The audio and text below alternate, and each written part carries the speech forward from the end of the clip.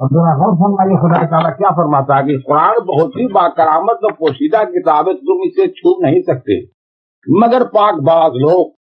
تو یہ پاک باز لوگ کون ہیں؟ تو پاک باز وہی لوگ ہیں جن کا دل پاک و بزرگ ہو، جو لوگ کے ذاکر ہیں، عامل ہیں اور مومن ہیں، عارف ہیں، یہ لوگ پاک باز ہیں۔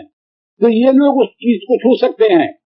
بے شک خدا تعالیٰ نے ان کو ایسی فہم دی ہے کہ یہ قرآن کو چھو سکتے ہیں۔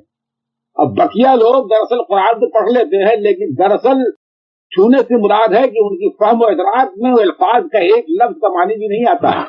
بس سبب اس کے کہ قرآن میں جو آیتیں ہیں وہ دو طرح کی ہیں، محکمات اور متشابہات۔ تو محکمات وہ آیتیں ہیں جن میں عام حکم ہے، ارے بھائی روزے رکھو، نماز پڑھو، یہ شرعی بہت سے احکامات ہیں جو عام لوگوں کو سمجھ میں آتا ہے۔ لیکن متشابہات وہ آیتیں ہیں جو عام لوگوں کے عقل و فہم کے باہر ہیں۔ تو یہ دو طرح کی آیتیں اس میں موجود ہیں۔ تو اگر کوئی چاہے کہ ہم متشابہات آیتوں کو سمجھیں تو بہت ضروری ہے کہ اس کے لیے کوئی سمجھانے والا ہو، اور سمجھاوے گا جبکہ کوئی مکمل ایمان والا ہو، کم از کم مومن ہو، عارف ہو، جبھی اس کے دماغ میں یہ بات آئے گی، فہم میں یہ بات آئے گی، ورنہ سمجھانا بھی بیکار ہوگا۔ تو ضرورت اس بات کی ہے کہ مسلمان تو لوگ ہیں ہیں، مسلمان بمعنی حکم بردار۔ خدا تعالیٰ فرماتا ہے ما کان ابراہیم یہودی ولا نصرانی ولکن کان حنیفا مسلما وما کان من المشرکین، یعنی نہ تھا حضرت ابراہیم علیہ الصلوۃ والسلام یہودی اور نہ تھے وہ نصرانی، بلکہ وہ مسلم تھے، یعنی حکم بردار تھے خدا تعالیٰ کے، اور وہ حنیف تھے۔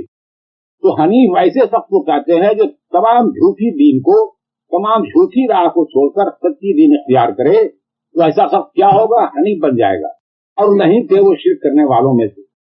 تو مسلمان کے معنی حکم برداری کے ہیں، تو حکم بردار جو لوگ ہیں تو جو لوگ حکم بردار ہیں ان کو چاہیے کہ مسلمان بننے کے بعد وہ حنیف بن جائیں، تمام جھوٹی راستوں کو چھوڑ کر سچی راستے اختیار کریں، تو وہ مسلمان بن جائیں گے۔ مسلمان بننے کے بعد کیا کرنا چاہیے کہ وہ مومن بنے۔ تو مومن کیا ہے؟ تیسرا سیڑھی ہے، تو تیسرا زینہ ہے، کیونکہ مومن کے لیے اوصاف و صفات کی ضرورت ہے۔ جب اس میں اوصاف صفات پیدا ہو جاتا ہے تو وہ مومن ہو جائے گا۔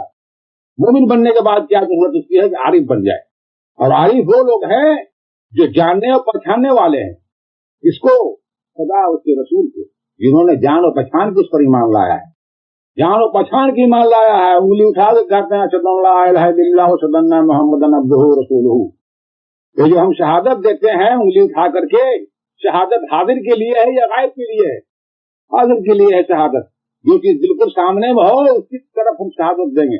تو غائب تو شہادت نہیں دیں گے کہ اشہد ان لا الہ الا اللہ واشہد ان محمدا عبدہ ورسولہ۔ تو جو لوگ کے عارف ہیں وہ بے شک شہادت دیتے ہیں، اللہ اور محمد کا نور بالکل ان کے سامنے روبرو ہوتا ہے، اس لیے وہ گواہی دیتے ہیں، دوسرا کلمہ شہادت پڑھتے ہیں کہ بے شک میں گواہی دیتا ہوں اس بات سے کہ سوائے اللہ کے کوئی معبود نہیں ہے، محمد صلی اللہ علیہ وسلم اس کے بھیجے ہوئے اللہ کے رسول ہے، بالکل شہادت دیتے ہیں اس بات پر، تب وہ عارف بن جاتے ہیں۔ تو جو لوگ عارف ہیں ان کو چاہیے کہ وہ عامل بنے، کیونکہ بغیر عمل کا تو کچھ ہونے کا نہیں ہے، سارا کام عمل سے ہی ہوتا ہے، ذکر و اذکار کرنا ہوتا ہے، وظیفہ پڑھنا پڑتا ہے، عمل کرنا پڑتا ہے۔ تو جو لوگ عامل ہو گئے کیا کہنا اللہ اس پر، یہی لوگ تھے جن کو ہم بزرگان دین کے نام سے یاد کر رہے ہیں۔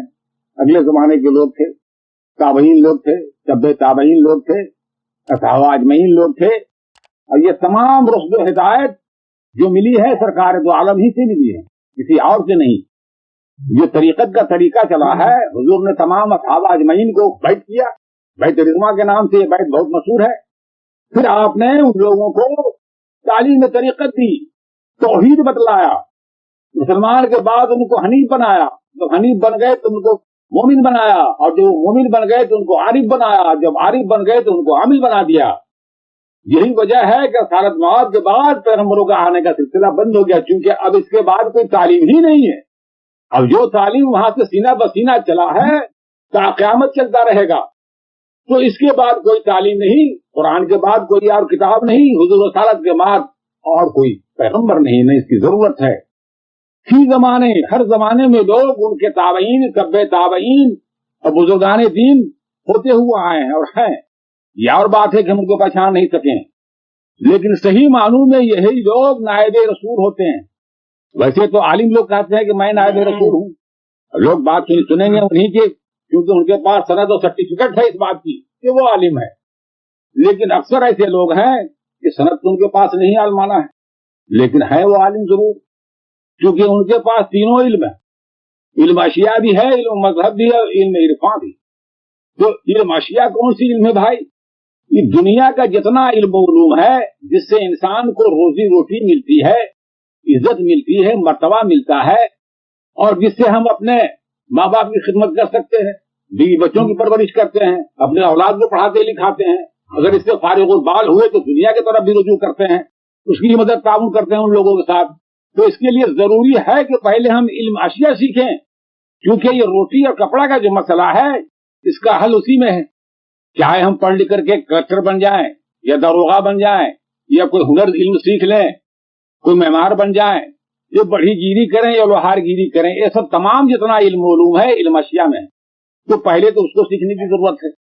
उसके बाद जब उसमें कोई फारिगुल बाल हो जाता है तो चाहिए कि इल्म मजहब सीखे, क्योंकि इल्म मजहब के बगैर हमको जमीन और आसमान का, अल्लाह और रसूल का, फरिश्तों का, क़यामत का, आखिरत का, हिसाब का, किताब का, इन बातों का तो कोई इल्म ही नहीं होगा। हत्ता कि हम हराम और हलाल की इम्तियाज भी नहीं कर सकेंगे, सच और झूठ को भी नहीं समझ सकेंगे, अच्छे और बुरे को नहीं जान सकेंगे। तो बहुत जरूरी है कि इल्म मजहब सीखा जाए ताकि इन तमाम बातों को इल्म हो जाए।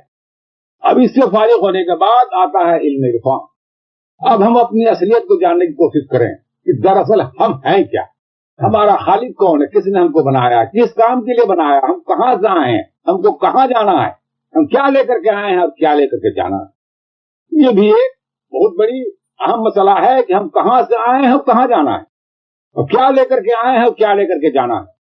तो जब इन बातों का इल्म हो जाता है तो वो आदमी मुकम्मिल आरिफ बन जाता है। जब आरिफ बन गया तो फिर उसके लिए अमल है, जो भी अमल करेगा उसमें असर पैदा होगा, और वो आदमी जो है जीना बजीना तरक्की करता हुआ ठीक अपने उरूज मेराज की तरफ आगे बढ़ता जाएगा।